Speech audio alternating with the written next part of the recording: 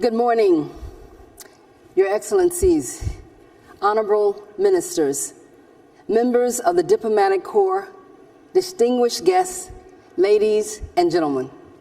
As President and Chair of the Export-Import Bank of the United States, it is an absolute honor to be participating in this summit alongside my colleagues from the Biden-Harris administration. And I'm delighted to moderate this exceptional and distinguished panel.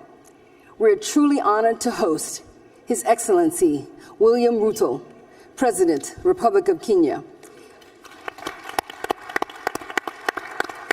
His Excellency Aziz Akonouche, Prime Minister, Kingdom of Morocco, Tony Olumelu, Chairman, United Bank of Africa, Al Kelly Jr., Chairman and Chief Executive Officer of Visa, Inc.,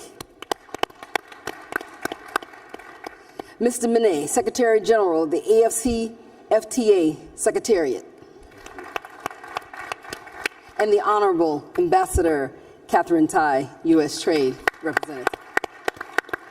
You know, I think we can all agree that this summit truly reflects an unprecedented manifestation of the strong bonds between America and Africa. You know, in strengthening this bond, trade and investment between Africa and America are at the heart of more prosperity for Africa, and a just world needs more prosperity in Africa. Trade and investment leads to economic growth and job creation, and this is the reason we're here today.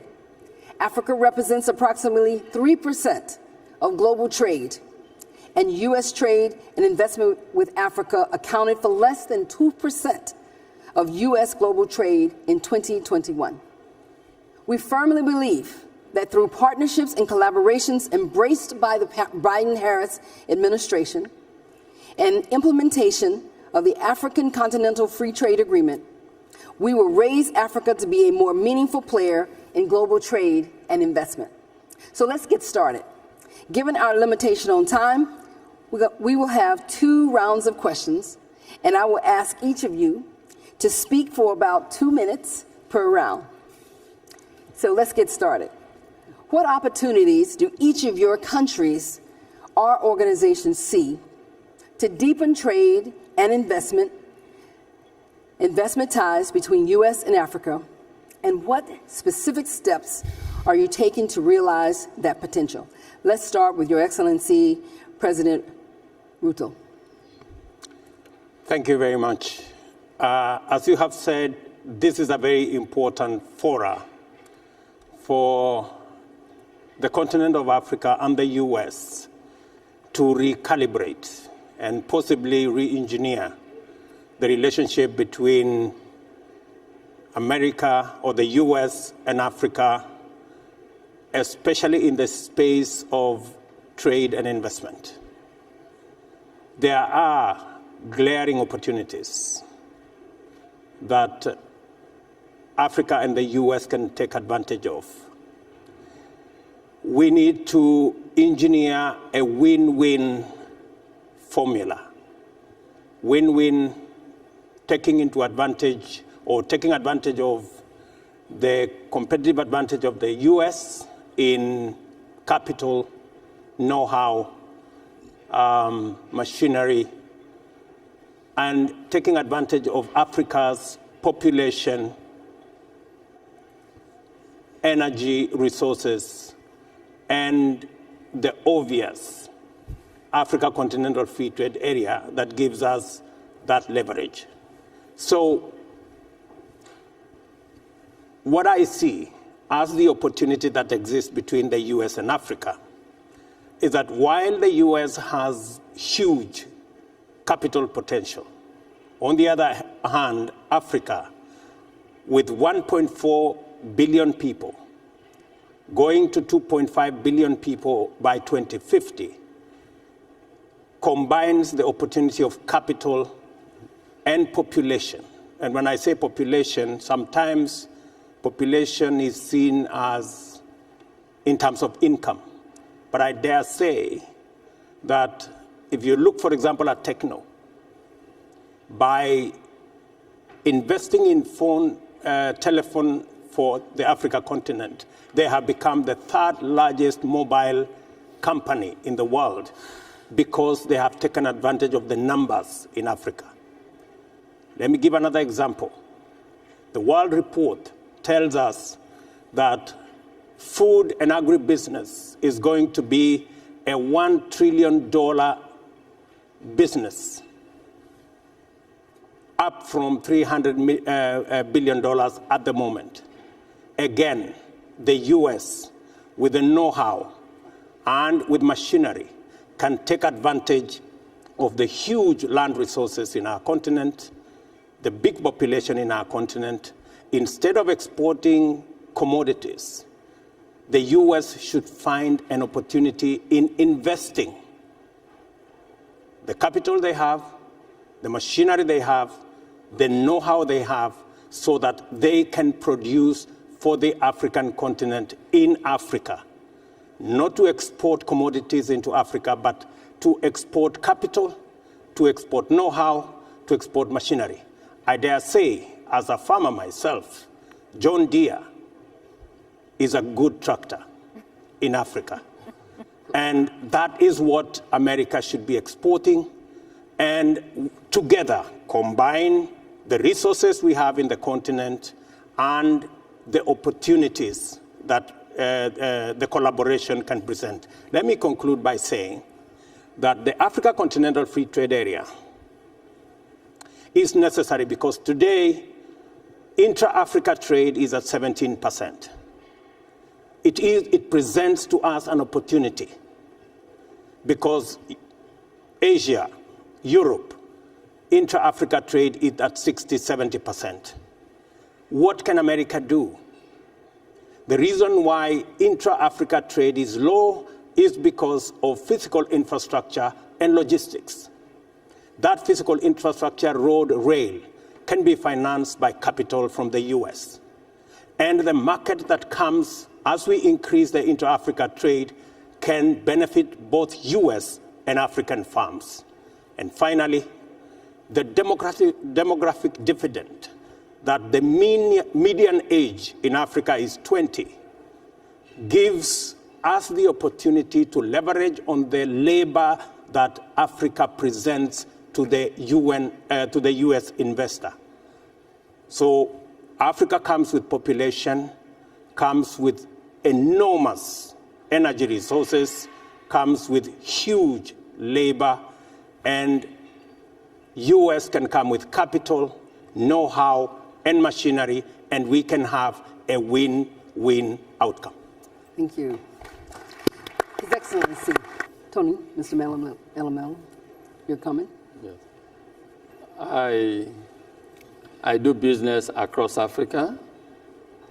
My bank, United Bank for Africa Group, has the largest global network of any African bank.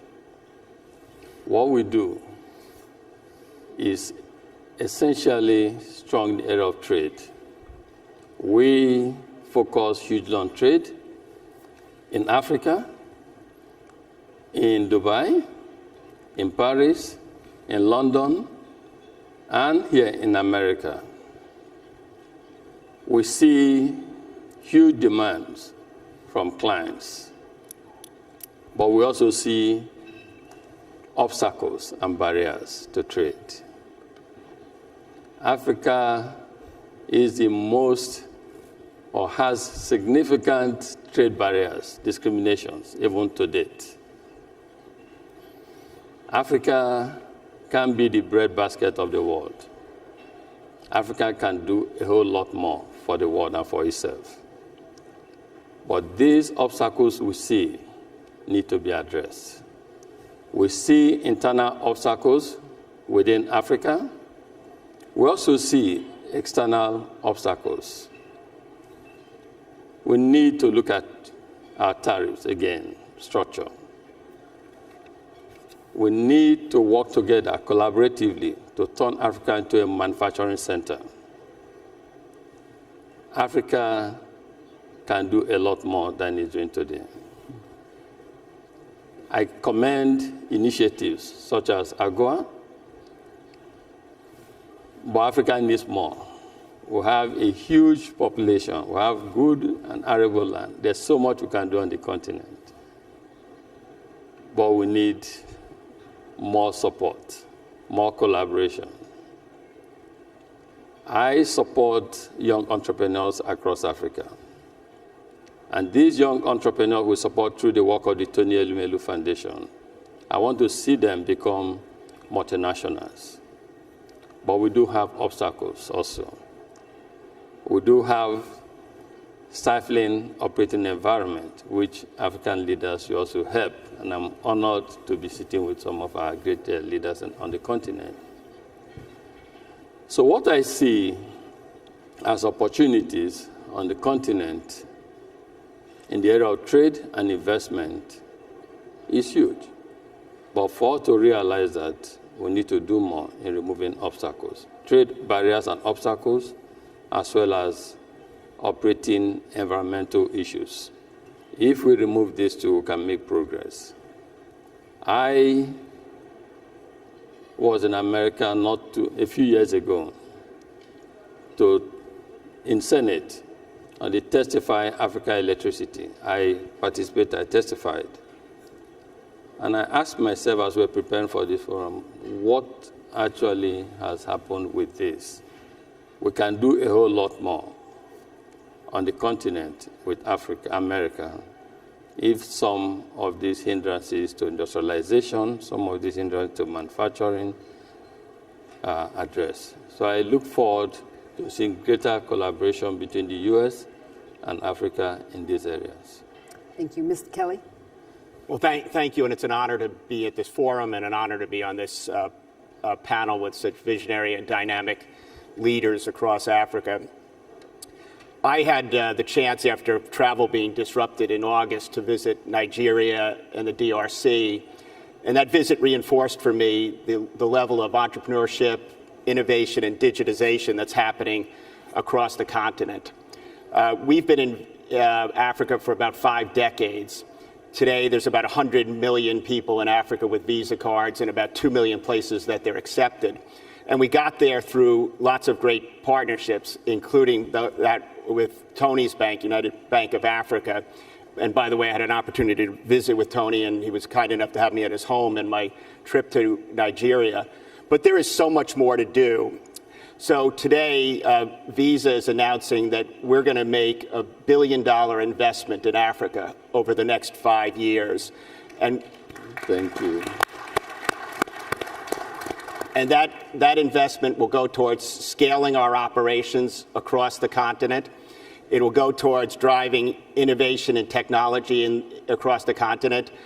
We want to support President Rutto's Hustler Fund. We want to take advantage of a brand new innovation center, the first one that we've put up in Africa. We have about 10 of them around the world. We opened it in Nairobi last year. It's a place for clients to come, fintechs to come and explore the world in terms of their opportunities and brainstorm with us, as well as try to solve problems that people may have. The third thing we're going to do is build out our collaboration with our various partners in the government, in traditional financial institutions, with mobile operators, as well as fintechs. And at the end of the day, I look at Africa as incredibly important to our growth over the next 50 years, and we're in it in a big and broad and deep way. So thank you. Thank you.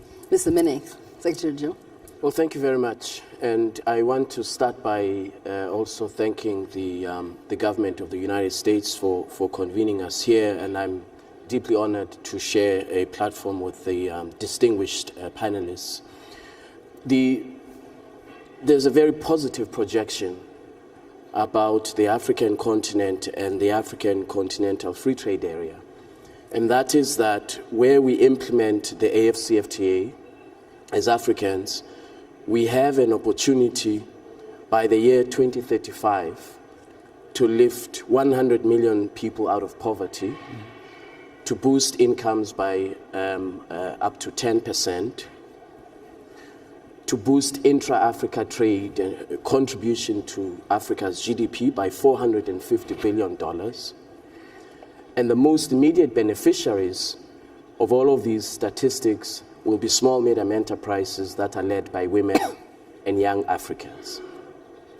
That should signify something about the potential of the African continent. However, these positive projections, of course, will not happen on their own. That is why, with the support of the leaders, the Assembly of Heads of States and Government of the African Union, we have been forging ahead with the implementation of this agreement, precisely for the objective of eliminating barriers to intra-Africa trade, eliminating barriers to intra-Africa investment, ensuring free movement of goods, and eventually free movement of persons across the African continent. There are a number of areas for investors, and we would encourage, of course, the US investors to look at these very, very closely. Agriculture and agro-processing. Today, the African continent is experiencing a food security crisis. And yet we know that there are actually countries in Africa that can feed the continent. We know that there are countries that have excess grains to export to other parts of the continent. But what has been missing and what is constraining that trade to happen has been the absence of a legal framework for that trade to happen in basic agricultural products. And this is what in the AFCFTA, the Ministers of Trade are looking at. How do we make sure that we boost trade in agriculture to create jobs, to ensure that the agro-processing business in Africa creates jobs for young people? The second area is equally important. His Excellency President Rutto mentioned it, and that is trade supporting infrastructure. Trade supporting infrastructure will enable us to double intra-Africa trade by the year 2035, and that is why the partnership that we have with Afrexim Bank, as well as the African Development Bank, is so critical, because these development finance institutions are well positioned to invest in trade supporting infrastructure, transport, logistics, very, very important enablers of trade on the continent.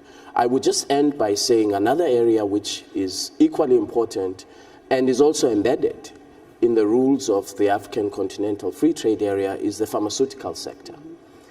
In 2019, before the onset of the pandemic, Africa imported $16 billion worth of pharmaceutical products. That is $16 billion worth of jobs forgone, innovation, competitiveness. And so the pharmaceutical sector in Africa presents an opportunity not only to address the public health imperatives of Africa, which is important, not only to address the question of access to public health, but also to advance industrialization in Africa. So these are the areas that are embedded through the rules of the AFCFTA to enable competition. Thank you so much, Ambassador Tai. We're going to have you have the last word. All right. In this question. Thank you. Yes. Thank you. No, I'm delighted to be here today. Let me just start by sharing an anecdote. In September, I had the honor and the privilege to travel to Nairobi for President Rutto's inauguration, leading the presidential delegation on behalf of President Biden. So I met you on your first day as president. And because of that trip, I appreciate that something that President Rutto and President Biden have very much in common is a vision for building our respective economies up from the bottom up. I think that this is a profound convergence in terms of visions. What I also heard at President Rutto's inauguration is, I believe, a campaign slogan of yours, President Rutto, which is that every hustle matters. Yes. And that President Rutto is the original hustler. Yeah. And he hustles. he took time on his inauguration day to meet with me and the U.S. delegation and do work, and I'm just tremendously inspired by that. Mr. Prime Minister, we see the hustlers from Morocco on the football field on TV. I would like to wish you good luck later today. Also, a tremendous inspiration and pride for the continent. And to the titans of industry and the financial sector at the end of this row, I just want to let you know, on my trip to Nairobi, I was able to do the thing that Americans love to do, which is to go shopping, thanks to both of you. You know, and I think that there is a tremendous amount of opportunity. Let me bring this back then to my friend Wam Kelly, Secretary Mene here. In terms of the concrete steps that we are taking, yes, AGOA is foundational in terms of the U.S. economic engagement with the entire continent. We know it's not enough, and we know that it can be better. We know that investment needs to be a part of it. The MOU that Secretary Mene and I are going to sign will create an additional platform to ensure that our engagement is locked in and supportive of this tremendously important and visionary work under the AFCFTA to integrate Africa with itself. And then I think that beyond that, coming back to our partners in Kenya, we are working on a strategic trade and investment partnership with Kenya to continue to innovate how we use our traditional trade tools and how we develop new tools, again, to ensure that our engagement in this era of the global economy is intentional and focused on building up our economies from the bottom up, that we are focused on our people, our workers, on formalizing our employment sectors to ensure that benefits that we create through our economic engagement and tools have the maximum amount of beneficiaries. And I just want to bring it all back to the forum that we are engaged in here, to President Biden hosting the African leaders, to the African leaders coming to support this engagement. Every engagement, every conversation is a building block. Every engagement I have helps to make me that much smarter, and certainly every one of these interactions helps to further familiarize our systems, our policymakers, our decision makers, and open up that door to the future that we are all looking to build. So the future is bright, my friends. The future is Africa. The United States is there to make this vision come true. What a great first round. And as we come to our close, I think we have about 1 minute each. So we're going to have to hold you to that.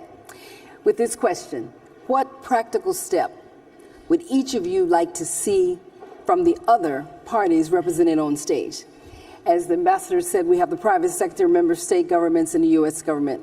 And so to best realize the potential to boost trade and investment between the United States and Africa over the next decade, including promoting the AFCFTA. Ambassador Tao, let's start with you. Okay. Whether it's on a personal level or on a work level, I think you've got to respect the hustle. Embody the hustle, and then make possible the future for the hustlers. Yes, Secretary General. Well, I think the support that we will receive from the U.S. through the MOU is important for implementation of the AFCFTA, particularly from the perspective of inclusion, the inclusion of small, medium enterprises to be enhanced as drivers of Africa's economic growth, creating opportunities for young people.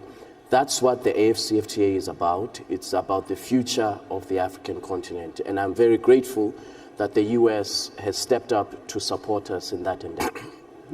Mr. Kelly. The one thing that we deal with is across the continent is a patchwork of rules and regulations. So as the economies of Russia start to get behind the AFCFTA, I think being able to harmonize and make these regulations and rules more consistent is going to make it easier to do business across the continent. And it's particularly important for small businesses, many of which are women-owned, who can't deal with all these different rules. We want to open the entire continent to as many small businesses, both in Africa and outside of Africa, and having more consistency across the rules and regulations would be incredibly helpful. Mr. Olumelu?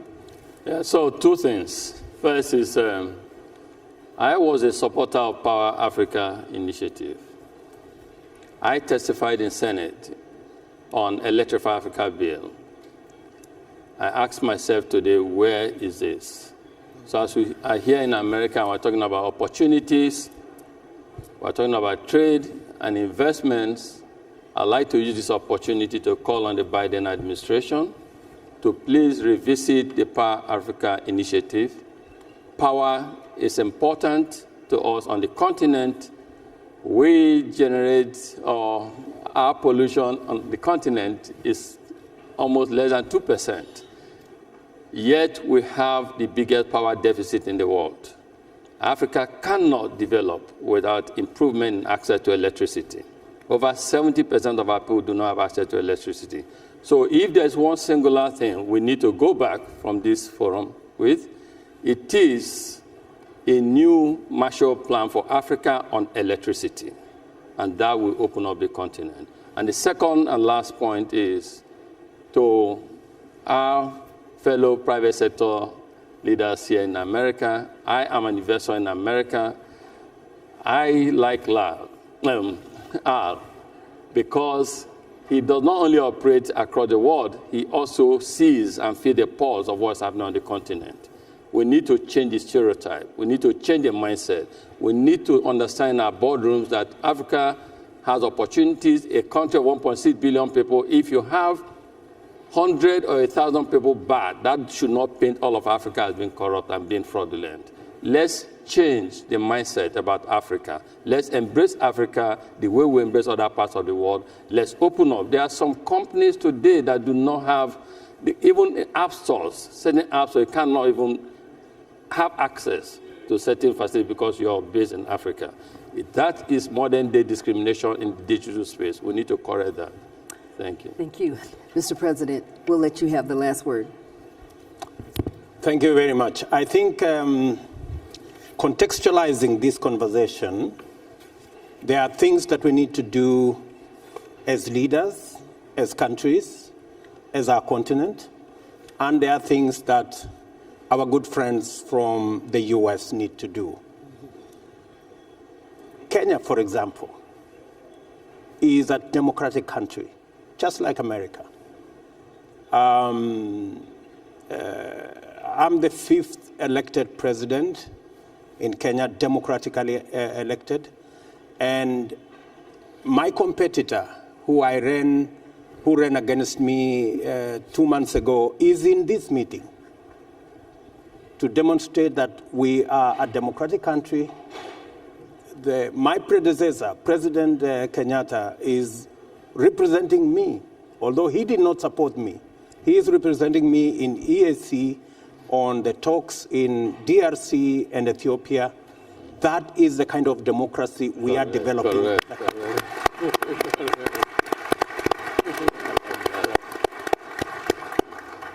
Just to mention, and our politics is competitive. In America, you have a majority of 1 in Senate. We have a majority of 6 in Senate. You have a majority of, I think, 10 in the Congress.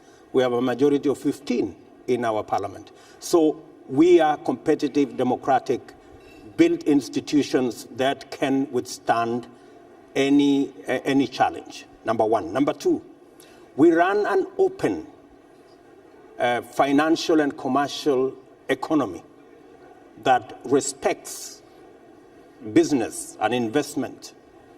We have companies from the US who work in Kenya, for example, who have businesses in Kenya.